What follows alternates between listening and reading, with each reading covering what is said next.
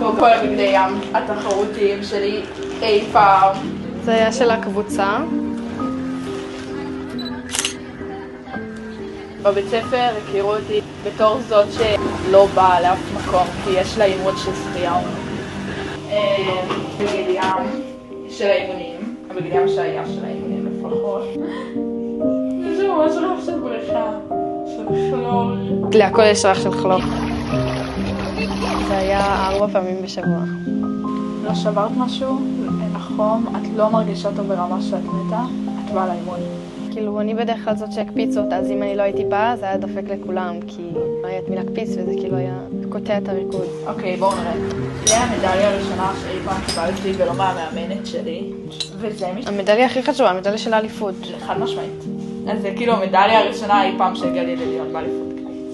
לפני המלחמה היינו מגיעות 2 שעות לפני בערך, והיינו כאילו לעשות שיעורי בית. ואז היה את האימון, שהוא היה בערך 3 שעות ביום רביעי, ואז היה לנו עוד 45 דקות בכיף שהיינו מתקלחות ומדברות, וכאילו, הזמן הכי כיף ביום, הזמן הכי כיף בשבוע, כזה היה.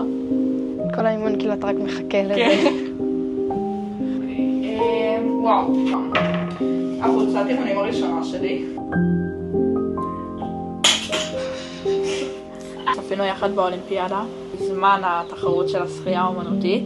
ואז אמא שלי שולחת לי סרטון של הבריכה.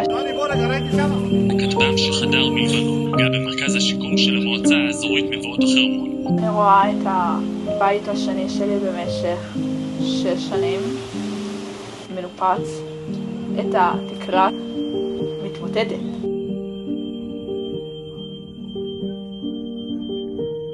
זאת יעלי, היא מפונה, וזאת שרון. אני לא יודעת איפה היא עכשיו. אני חושבת שהיא הפסיקה להתאמן.